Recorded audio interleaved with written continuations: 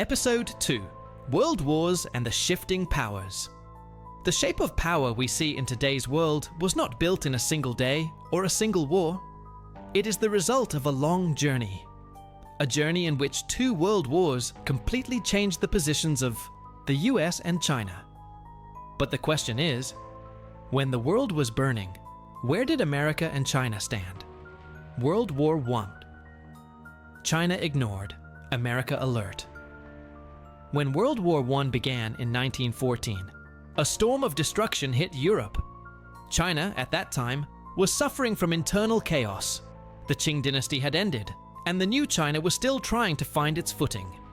Millions of Chinese laborers went to work for the European forces. But in global politics, China was still ignored. On the other hand, America joined the war in its final stages. And the whole world saw that America was not just a country, but an emerging superpower. The Versailles Conference, China humiliated.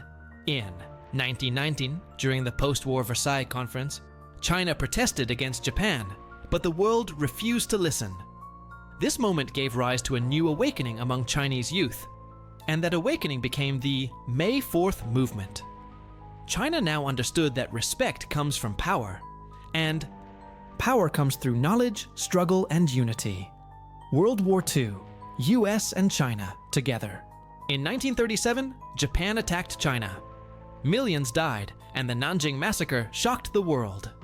China was drowning in war, but the world remained silent, except for America.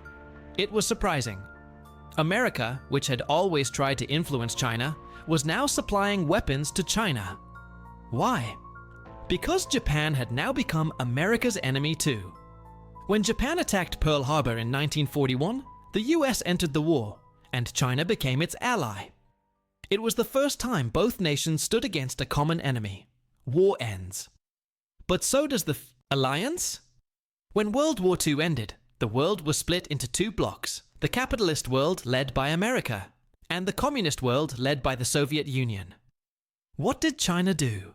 In 1949, Mao Zedong led the Communist Revolution and transformed China.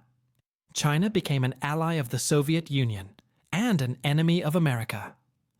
The brief friendship had ended. America refused to recognize Communist China. In the United Nations, China's seat was given to Taiwan.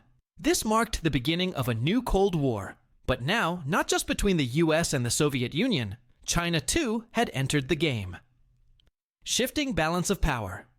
Between 1950 and 1970, the world witnessed major shifts. The Korean War, where China and the US faced each other.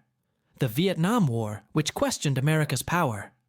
The China-Soviet split, which forced the US to rethink. And then, an unexpected turn.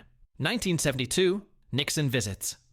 China-American President Richard Nixon suddenly visited Beijing. The world was shocked. China and the US, once enemies, were now shaking hands.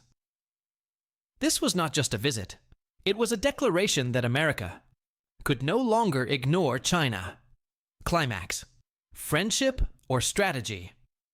Was this real friendship or just a temporary strategy?